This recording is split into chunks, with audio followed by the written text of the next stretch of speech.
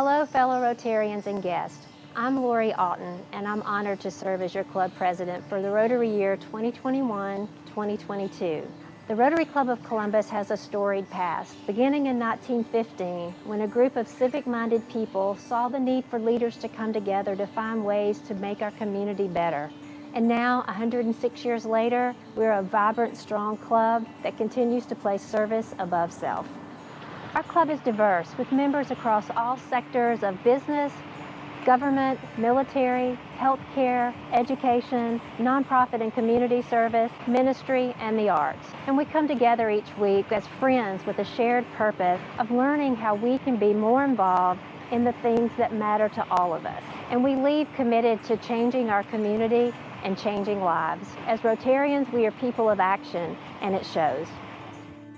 So welcome back to Rotary. Thank you for being here, and thank you for making a difference in our community.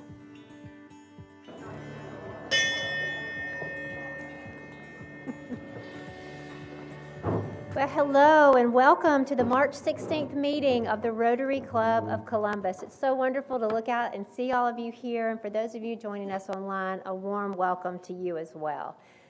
Now, in addition to all the rain we've seen lately, has anybody noticed the yellow stuff that's out there? Anybody else excited about pollen season besides me? That's what I suspected. I think it's only allergists and in the car wash business who love pollen season. But I bet you love spring, and pollen's always a sign that spring is here. So that can get us all excited. So now would you please join me in the Pledge of Allegiance? I pledge allegiance to the flag of the United States of America and to the republic for which it stands, one nation, under God, indivisible, with liberty and justice for all. And now I would like to ask Reggie Thomas to bring us today's invocation in accordance with his faith tradition. Thank you, Laurie. Let us pray. Oh, dear Heavenly Father, we come here today, Lord, thanking you for your love, grace, and mercy. Oh, dear Heavenly Father, I ask your blessings upon each and every Rotarian. Oh, dear Heavenly Father, I ask that you be with our families, Lord. Keep us from all hurt, harm, and danger. Dear Heavenly Father, bless the food that we are about to receive. Let it be nourishment and strength for our bodies. This I do pray in thy Son Jesus' name, amen. Please remember to give to your Feed the Hungry cans that are on your tables. At this time, I would like to ask Alston Lyle to bring us today's news. Good afternoon, everyone. Here is a look at your headlines. Ukraine's president addressed Congress. President Zelensky from the Ukraine made a historic virtual address to Congress this morning. In his address, he begged the United States for additional support, specifically authorizing a no-fly zone over the Ukraine and sending additional defense systems. The White House has yet to release an official response. Daylight savings time may be permanent time. The U.S. Senate passed what was called the Sunshine Protection Act yesterday by unanimous consent, which would cause daylight savings time to be permanent across the United States in likely 2023. The rare bipartisan supported bill still needs to be passed by the United States House of Representatives before it goes to President Biden's desk for approval. The mayoral debate happened yesterday.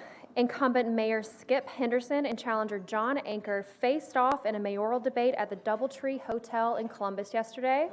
The candidates addressed various issues, including gang violence and the city's economy, and the vote takes place on May 24th. The Dow Jones was up 350 points at noon today.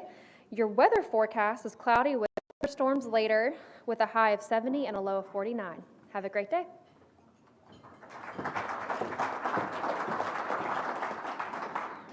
And now it's my pleasure to call on Fray McCormick to introduce today's visiting Rotarians and guests. Thank you, President Lori. Fellow Rotarians, Tom Wainick has two guests with him today. Stephanie Arumbala, who is his executive assistant at the Pastoral Institute, and Amaryllis West, who is in charge of public relations at the Pastoral Institute. So y'all welcome. President Lori herself has two visitors. Aaron Griffin, who is the director of Big Brothers Big Sisters at the Family Counseling Center and then Rosemary Spangler, who is the Executive Director of the Family Counseling Center. Welcome. Melissa Thomas has her brother Ken Thomas here today. Ken is familiar to many of us and has actually addressed Rotary before on his books on local history. And then Jason Smith with Salvation Army has Cindina Stewart with him. Cindina is the Director of Social Services for the local Salvation Army. So we want to welcome them. That's all. Thank you. Thank you. One of the best things we do each week is to welcome and recognize a military guest. And so now it's my pleasure to ask Past President Greg Camp to please introduce today's Colonel Ralph Puckett, Jr., Soldier of the Week. President Laurie and fellow Rotarians, it's a real privilege for me to be able to introduce our Colonel Ralph Puckett, Jr., Soldier of the Week this week. Sergeant Tarik Cook hails from Marietta, Georgia. He was born and raised in Marietta. He graduated from Osborne High School in 2014, where he was a two-sport letterman in football and baseball. Baseball and basketball. Football. Baseball and basketball. Baseball and basketball, yeah. And joined the Army almost immediately after graduation. He went through his basic training at Fort Sill and then went to Fort Lee, Virginia, where he learned how to be a parachute rigger. These are the guys that pack the parachutes that are 25,000 soldiers every year use in their airborne training here at Fort Benning. It's a very important job. You got to do that one right. That's a zero defect job. Not one single mistake is allowed in that. It's not a 99.9% sort of thing. So he served as a rigger with Special Forces at Fort Bragg, with Special Forces in Germany. He actually served the 10th Special Forces Group, was a rigger for them in Germany, which is one of Colonel Ralph Puckett Jr.'s old units, so Colonel Puckett would have been really proud of him. And now he's back here at Fort Benning, where he actually supervises riggers.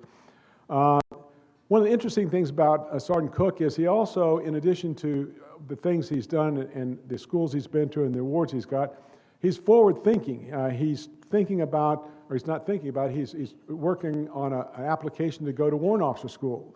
So he can become a warrant officer. And he eventually wants to retire from the Army and become an entrepreneur, but he's not waiting for his 20 years to become an entrepreneur. He's already an entrepreneur. So he's got a couple of businesses that he's working on right now. And he is clearly a man of the future in terms of his thoughts and so forth. He also wants to be a great role model for his son, Braden, who's the love of his life. So, Sergeant Cook, I want to thank you on behalf of all of our members here for coming. We have some presents for you here. I'm going to go ahead and step over here and get some stuff for you.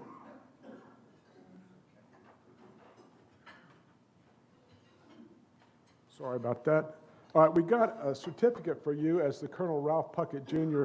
Soldier of the Week, and along with that, you get a book, Words for Warriors, which is specifically addressed to you and signed by Colonel Puckett. Thank you. You have a passport to the arts. This gives you 2 tickets, the River Center, the Columbus Symphony, the paid attractions at the National Infantry Museum, the Columbus State University Theater, and the Springer. And last but not least is a challenge coin. And you know what to do with a challenge coin. But I was asked by President Laurie, this is a little secret between her and I, she said, well, maybe everybody doesn't understand the tradition of a challenge coin. So military tradition, and some of it varies slightly, is units will have a coin that's unique to them. And if you earn it by virtue of an achievement or accomplishment, your commander may give you a coin. And if you have a coin and other people in your unit have that coin, then you can challenge him. So now Sergeant Cook belongs to a unique unit. Any other Ralph Puckett soldier of the week has that coin. So you can go and you can challenge him. And the way it works, I'm going to just try this out here. So I happen to know somebody who has the same coin as me, or they may have the same coin as me. This is a National Infantry Museum coin. So when I place this coin down, if that person has the coin, then I have to buy the next round of drinks. If they don't, they have to. Andy Redmond. Do you have your coin?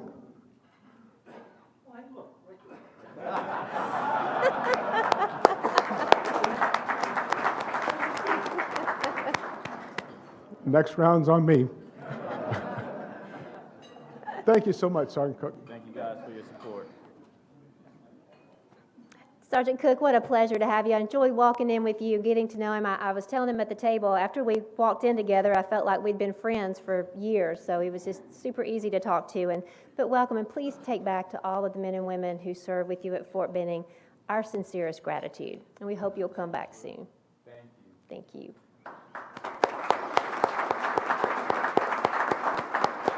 Past President Gregg, thank you for that. I sincerely did not mean to cost you any money by asking you to do that. At this time, I would like to ask Stephanie Payne to make an announcement about the Mary Reed Award. Hello. So we are in the process of nominating this year's Mary Reed Award. The Mary Reed Award is given annually to a Rotarian who exemplifies the motto, service above self. There are forms in the back, and they have also been emailed out. So please submit your nominations. We'll be reminding you next week, but the deadline to do that is March 23rd. Thank you. Thank you, Stephanie. I have a few announcements today. First of all, you may have noticed we have relaxed our COVID protocols. The board voted yesterday to do so, and which means masks are now optional, but we still encourage you, if you are more comfortable in a mask, please continue to wear your mask. And we've also gone back to the self-service buffet, as you can see. I also want to invite you to the district conference. You should have a little note card. We have some flyers about the conference this year. It's going to be April the 28th through May the 1st in Sandestin. It's always a great time of Rotary fellowship and fun. One more reminder that next week we will not meet here. We will meet at St. Luke. Thad, where are you? I saw you early. Meet at Thad's place. So if you're like me and you get in your car and you are on autopilot when you come to Rotary, you need to put a sticky note in your car and say, okay, today I'm going to St. Luke at the Activity Center. Lastly, this Friday morning at 8 a.m. is our Rotary Zoom breakfast mix, and our speaker this month will be Aileen Lassiter, so I'm looking forward to hearing about her career, and that will be from 8 to 9 on Zoom. So joining me today at the head table is Reggie Thomas, who brought us today's invocation. And now it's my pleasure to call on President nominee Tom Wainey to introduce today's speaker. Thank you, Lori. It is my great honor today to introduce to you Dr. Angela Sims. She's an incredible asset to our community, and we feel very privileged at the Pastoral Institute to have her leading our Children's Center. Dr. Sims is a child psychologist, particularly a developmental child psychologist, and she has spent over 30 years in practice working with children and their families. She currently does psychological testing for autism, ADHD, behavioral and emotional issues in children. Previously, she was the director of the Children's Services at the Burrell Behavioral Health and also the chief clinical officer and project director at SAMHSA System of Care Cooperative Agreement Show Me Kids for the state of Missouri. She and her husband, John, moved here 14 years ago. They have 3 children and 4 grandchildren.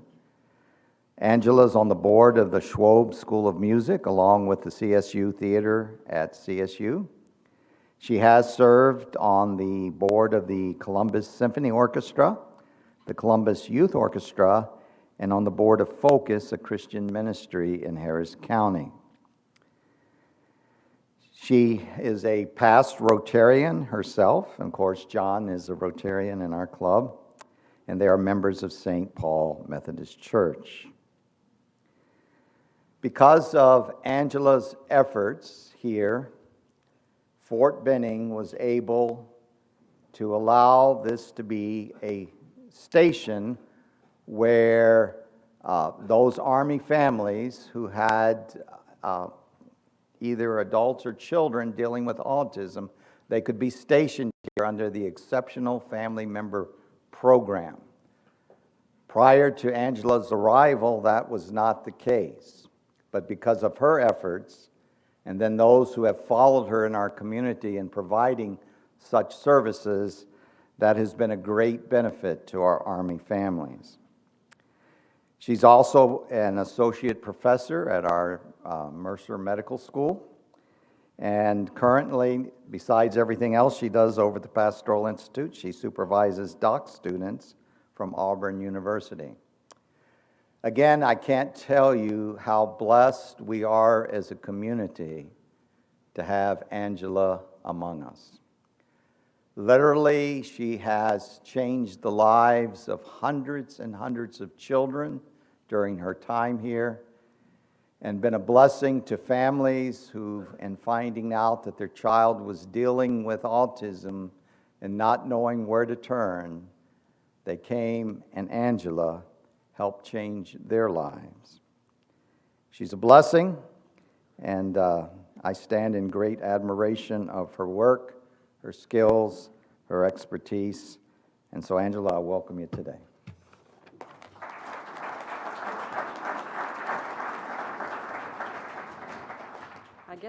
I guess it's good afternoon. Can you hear me?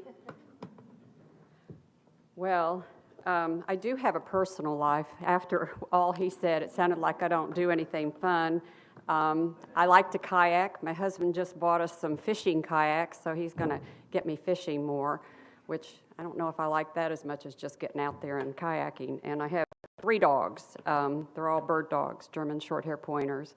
I like to travel, which unfortunately kind of leads me into our subject to COVID, because it's really limited travel. I thought I would be traveling more in the last couple of years, kind of getting opportunities to go overseas and in this country, and as we all know, that hasn't really happened. I want to see a show of hands of how many of you have not been affected by COVID. Yeah, case in point. We're all kind of a little bit broken because of COVID. And now we have the Russian-Ukraine war going on. So it's been a time that I don't think any of us are really going to forget. And unfortunately for our children, it's even had more impact on them than we probably would have expected. Just thinking back 2 years ago when COVID started, we thought, okay, this will be over pretty quickly. It's like, another big flu or virus. And I remember telling my husband back in November, December of 2019, I had this feeling that this was going to be a lot more. I didn't know that it was going to be 2 years plus, but I just felt like it was going to be more. One of the things that we have seen in this last decade has been an increase in mental health problems for children. And as Tom said, I've been doing this for 30 years, and I can tell you that the kids that I'm seeing today have, I'm going to take these off because they're reflecting back into me, sorry.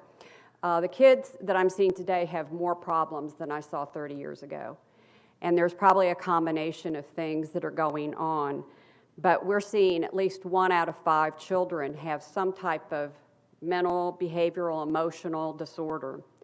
Now, I'm going to try to not make everything so bleak, because after I worked on this presentation, and I kind of looked at it, I thought, gosh, this is really going to be kind of depressing. But there is hope, so I want to get to that. I'll get to that towards the end, so we won't all feel like, this is just hopeless. The Surgeon General has even put out a report that, mental health challenges now are really widespread, and many youth are struggling with helplessness, with depression, with anxiety, and thoughts of suicide. We're seeing suicide problems coming more and more. What happened to my picture there? These effects are worsened by the pandemic. What we have seen is that the community is having an effect, children being able to do things. So kids are feeling very alone. Sometimes all they have is their toys, their stuffed animals, and their media, their social networks, their phones, which aren't necessarily the best. So I said 1 out of 5 kids. Since COVID, in the last 2 years, that's gone up to about 25% of children. And we're talking significant mental health problems. We're not just talking everybody feeling kind of sad, depressed, or anxious about COVID. In fact, it is so much so that the American Academy of Pediatrics and 2 other organizations have declared children's mental health a national emergency. And we hear about national emergencies all the time, right? You hear about it when we went through, my husband and I, we had a house in Florida, and we went through Hurricane Michael. That became a national emergency.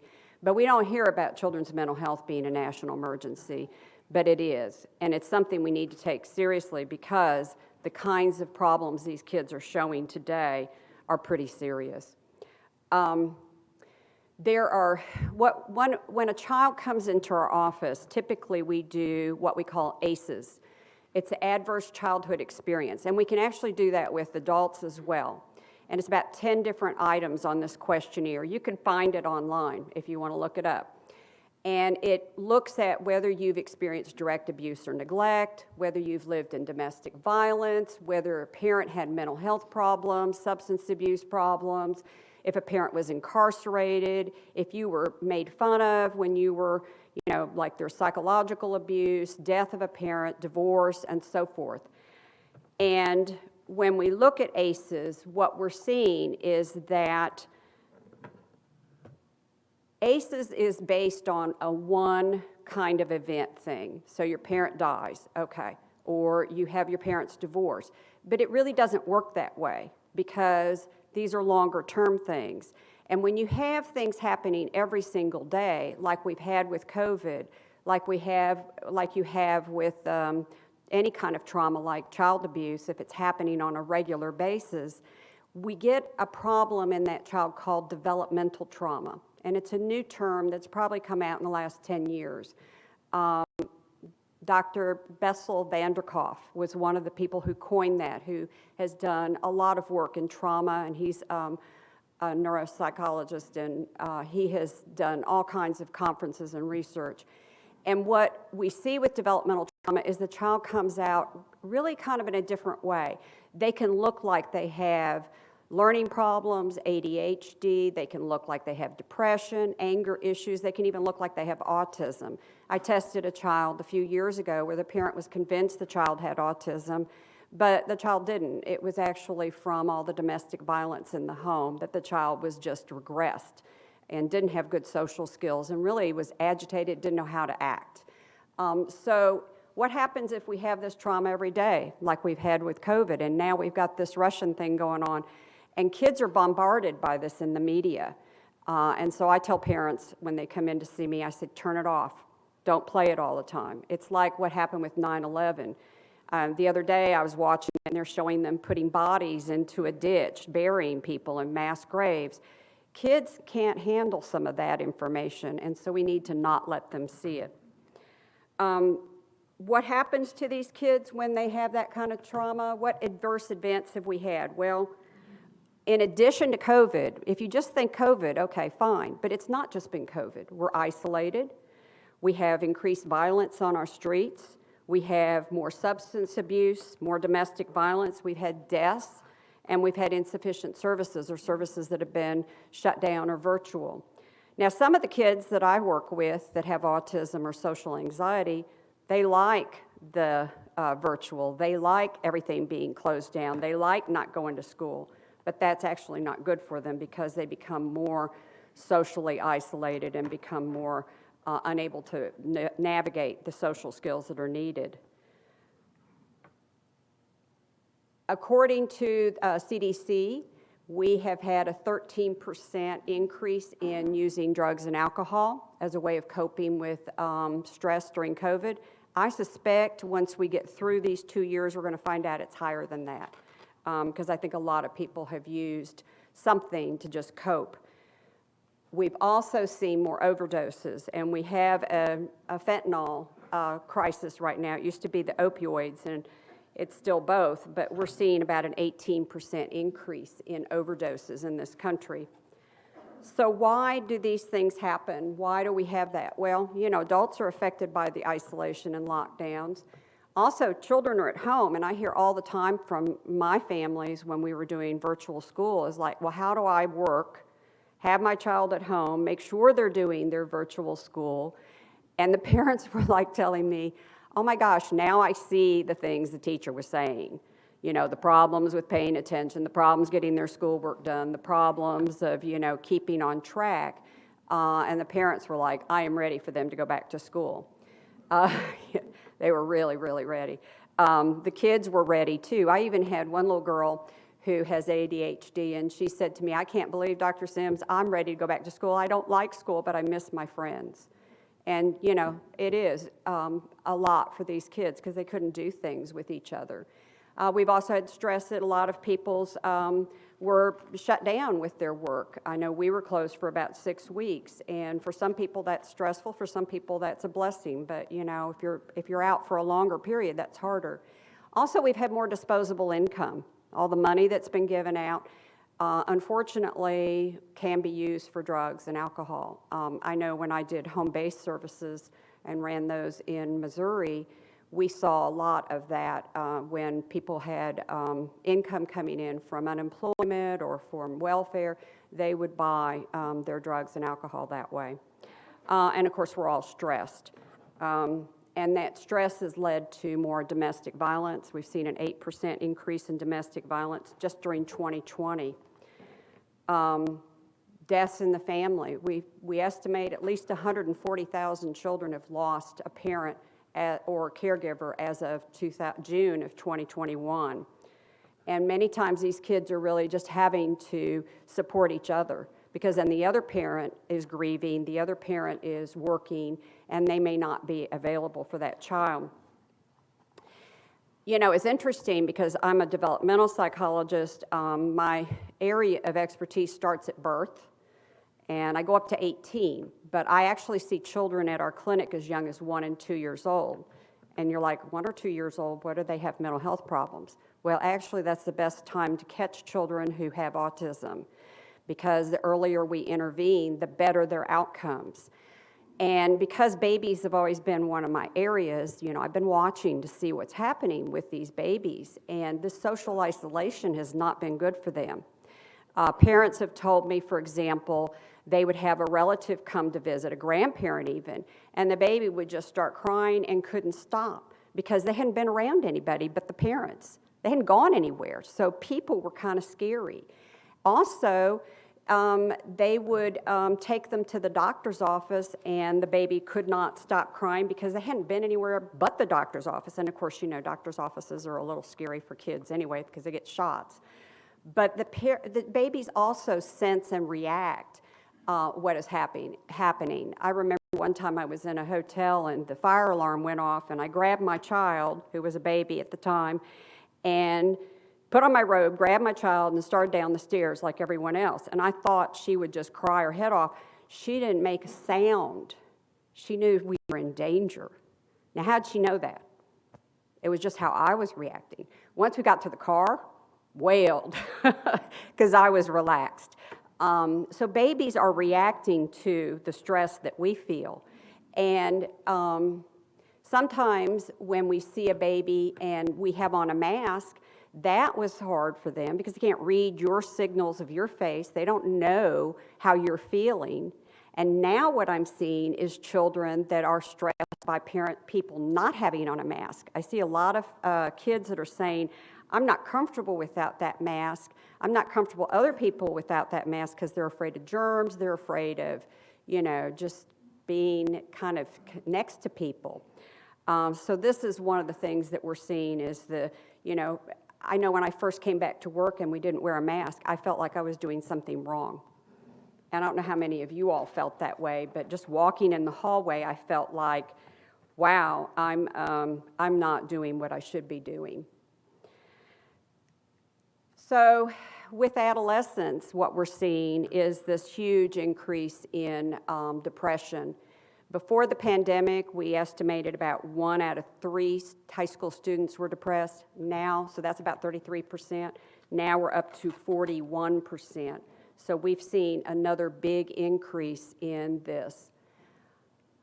And suicidal behaviors has been one of the things that we're concerned about. Prior to COVID, we had about 19% of kids seriously considering suicide, 36 with a 36% increase in 2009 to 19. And a plan went up about 44%.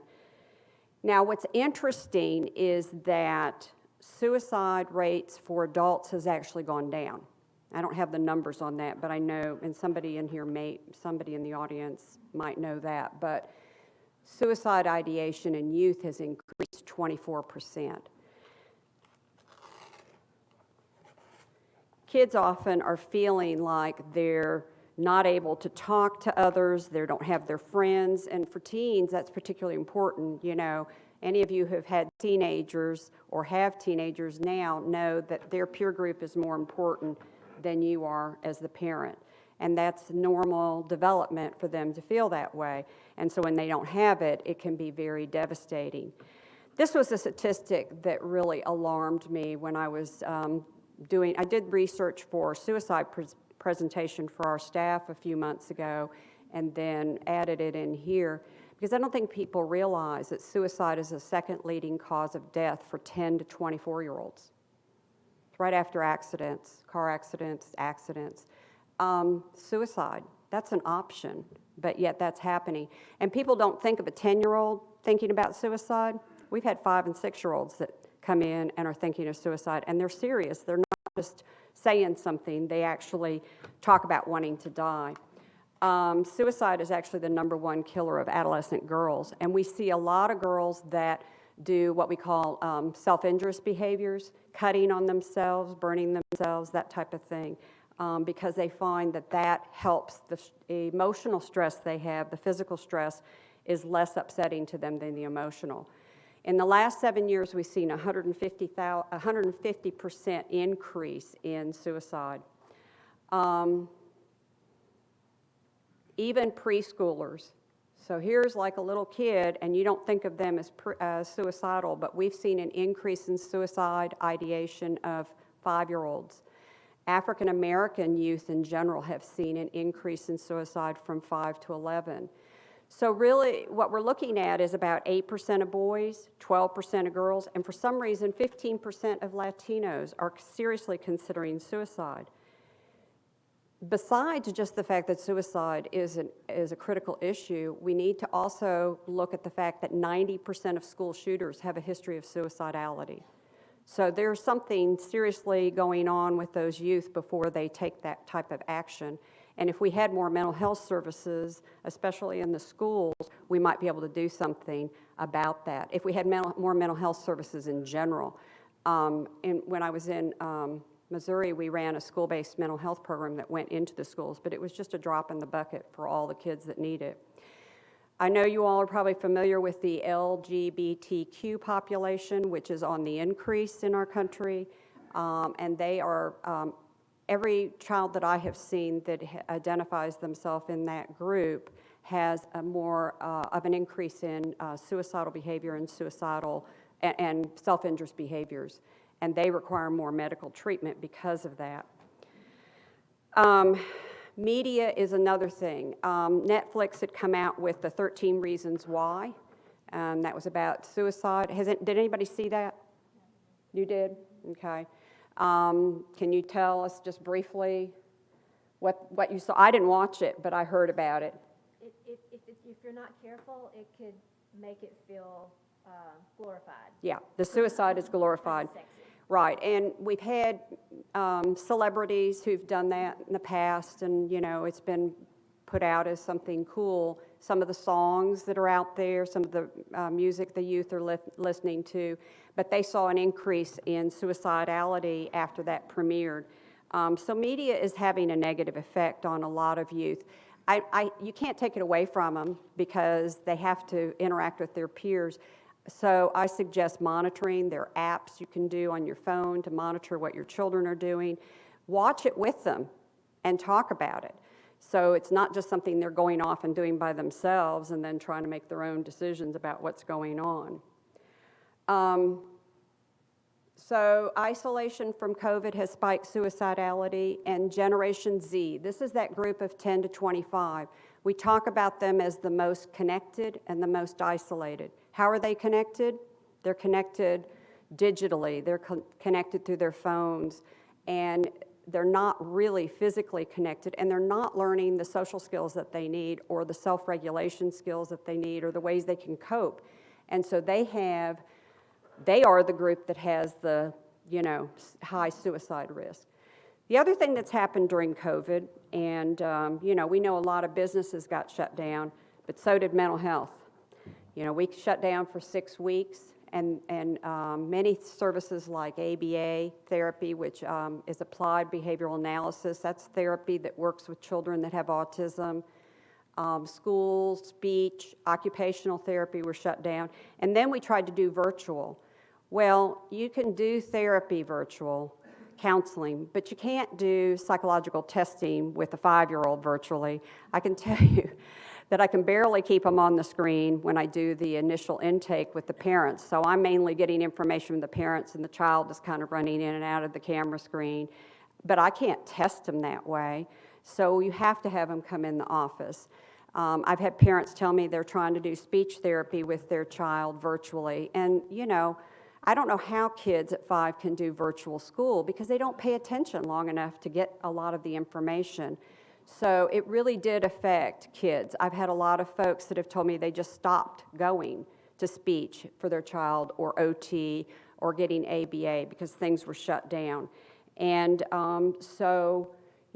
we've seen this decline in services over the last 2 years. Well, when you have serious speech issues or you have autism, that impacts long-term how that child's going to do, because the earlier we intervene, the better. Our brain is devised where it has the most neuroplasticity between birth and age 3, and then from 3 to adolescence. Once you hit adolescence, the brain becomes more set, and it doesn't change like it does when you're younger. That's why I really like parents to bring me their 1, 2, and 3-year-olds, so if I can test them and get them diagnosed with autism, they get those early interventions and they go on their way. That's why you want to start speech therapy when they're about 2 or 3 years old. So we're changing that brain while it still has that plasticity. The other thing that happened during COVID is that I know our center, we weren't set up for telehealth, and they really scrambled to get it going. And within 6 weeks, we were back up and running, but it takes some time. States weren't set up for emergency telehealth. They had to make emergency laws so that we could cross lines over into Alabama and provide services, because a lot of us were not licensed in Alabama, but families were coming from Alabama to our center here in Columbus. And as long as we served them here in Columbus, that was fine. But once we were doing telehealth and they were in their home in Alabama, you can't do that. So it's like, okay, what are we going to do? What are these families going to do? So Alabama and some other states, they came up with emergency rules so that we could do that temporarily. Those things have all ended, but it does tell us that telehealth is something that we need to have in place, and for any future issues, but also just to be able to reach our rural areas that don't have enough services. We have a nationwide shortage in mental health services, and it's about 37% of the U.S. population does not have services. We need about 6,400 workers. We are in middle to South Georgia is rural. Atlanta takes everything. Now, I grew up in Atlanta. I was one of those people that was from Atlanta and didn't think about the rest of the state, okay? And when my husband said, let's move to Columbus, I've got a job with Columbus Regional. I'm like, Columbus? Where's that? I mean, that's terrible. I didn't know about Columbus. And I thought, I don't know if I want to come here because I'm from Atlanta and I'm used to all these services. and entertainment and theater and stuff like that. And then I got here and it was like, wow, this is really a gem, but you know, it's not real well publicized. I mean, you've got all this theater, you've got Schwab School, you've got the university. I mean, it's a great place to be, but people don't know that, and it's hard to recruit people down here from these other areas, and particularly in Atlanta. One of the things that's happening for us is that we're partnering with Mercer University that Tom mentioned earlier so that we can bring more people in here to provide services, more psychiatrists, psychologists. I'm partnering with Auburn University, I and Dr. Creel at our office, and we have doctoral students, I have 2 of them from Auburn that I'm training to be child psychologists. So someday they can take over what I'm doing. We need more mental health services for all ages, but especially youth. And right now, we have long wait lists. I have run between 30 to 50 children on my wait list for testing. And I can test about 90 kids a year.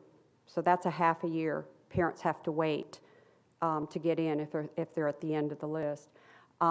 We have closed, is it all right for me to say this? Yep. Yeah, we have closed our services to new clients unless you're an EAP or a CCP because we can't get everybody in.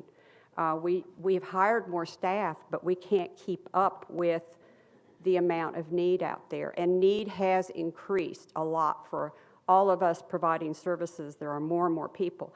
And the thing also that's happened, I think, to the providers is that we get burned out too.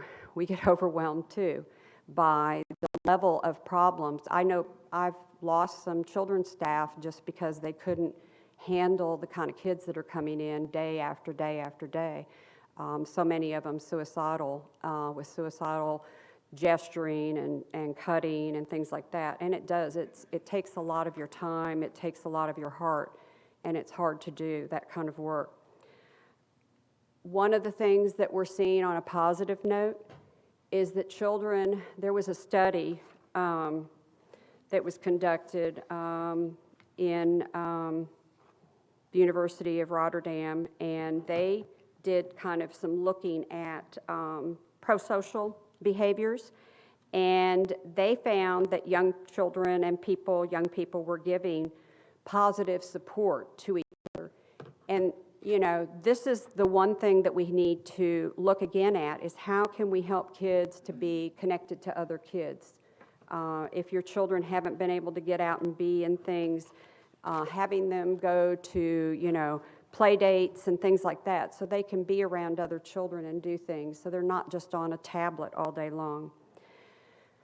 The Surgeon General has come out with some recommendations for what we need to do to help with mental health. And one of them is to recognize that mental health is an essential part of overall health. We have parity laws, but they are not implemented. And I can tell you that from testing. I get some insurance companies that won't cover testing at all. I get some companies that cover it 100%. I get some that say, no, you've got to meet your deductible. Well, when your deductible's $6,000, that means it really doesn't cover it.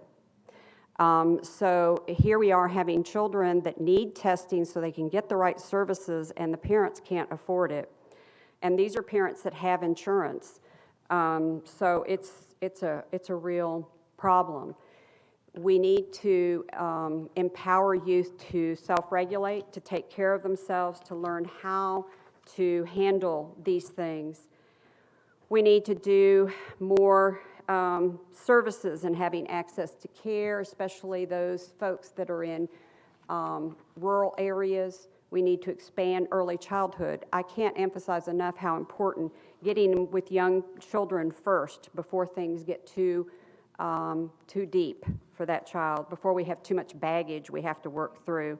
I always like doing therapy with kids versus adults because adults have about 10 times more baggage that I have to work through than kids do. And kids go faster. They do. They just like, okay, they get it. So it's really good to have more services early so we can prevent things later becoming a big problem. We need to have more data collection. We need to do more research. We need to understand more about the effects. I think these effects of COVID are going to be long-reaching, and they've estimated that it's going to cost us, billions in lost education and workforce and so forth. But I would say kids are resilient, and the more we do now to help them, I think they can overcome some of this stuff. So what can you do? Of course, donate time and money. We always want money.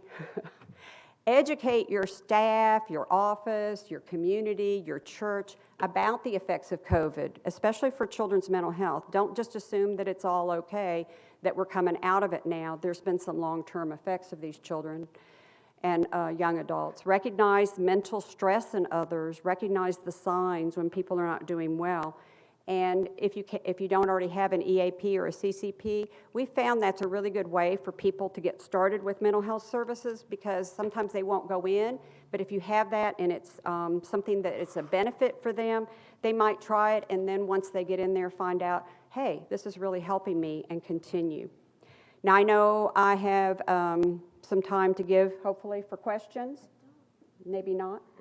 Close? One or two questions? Yeah. Okay.